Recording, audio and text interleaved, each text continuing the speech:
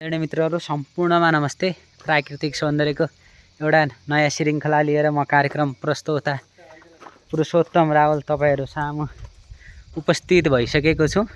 नयाँ ठाउँहरू, प्राकृतिक सौन्दर्यका ठाउँहरू देखाउने श्रृङ्खला प्राकृतिक सौन्दर्य हो र यसमा चाहिँ म तपाईहरुलाई धेरै नै ठाउँहरू चाहिँ देखाइराखेको हुन्छु। धेरै नै पर्यटकीय स्थलहरूतिर चाहिँ घुमाइराखेको हुन्छु र त्यसै क्रममा आज म एउटा अर्को नयाँ ठाउँमा आएको छु।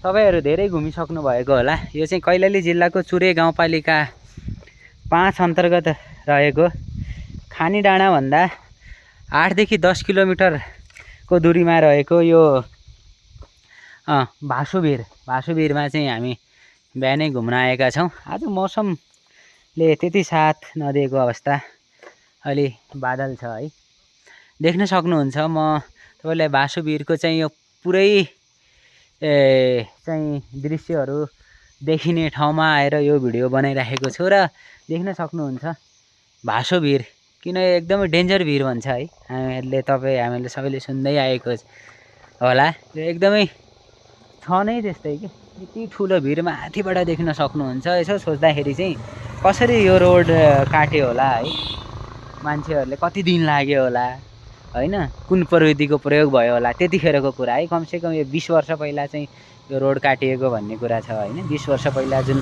प्रविधि आज थियो त्यो थिएन होला, कसरी काटिएको होला है यो भिरमा, यति ठुलो भिरमा भन्ने चाहिँ हामीलाई लागिराखेको होला।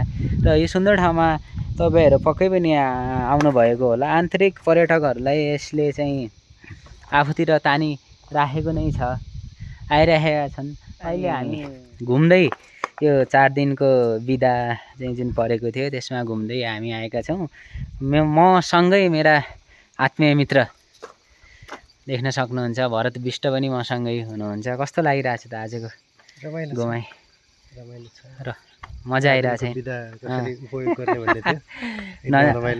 नजिकैको पर्यटकीय चाहिँ गन्तव्यलाई हामीले छान्यौं र यो ठाउँमा आउन त्यति धेरै टाइम पनि लागेन हैन।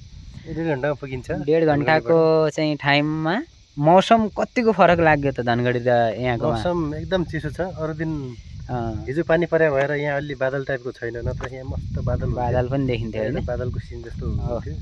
एकदम सफा मौसम भएर अलि फरक सिन छ भनौं। नेपालको धरातल तपाईहरुले बुझ्न सक्नुहुन्छ है। 1 घण्टाको दूरीमा नै यति चिसो ठाउँ के, चिसो हावा, आनन्दको ठाउँ है। यसै धनगढीमा अहिले कुरा गर्नुहुन्छ भने 35 देखि 40 को चाहिँ टेम्परेचर होला जस्तो लाग्छ र एकदमै गर्मी, पसिना हुन्छन् मान्छेहरू। र नजिकै ठाउँमा तपाईहरु चाहिँ आएर चाहिँ रमाइलो गर्न चाहनुहुन्छ हैन, परिवारसँग चाहिँ घुम्न चाहिँ आउन चाहनुहुन्छ भने चाहिँ यो हाम्रो नजिकैको खानी खुलेका छन्, जहाँ तपाईले मनोरञ्जन लिन सक्नुहुन्छ। विभिन्न प्रकारका लोकल खानेकुराहरूको आनन्द लिन सक्नुहुन्छ जस्तो लाग्छ। यो ठाउँहरू त्यही त तपाईहरुले 1 दिनको लागि 2 दिनको लागि आनन्द लिन चाहनुहुन्छ, त्यो गर्मीलाई बिर्सिन चाहनुहुन्छ भने चाहिँ तपाईहरुले आउँदा हुन्छ जस्तो लाग्छ।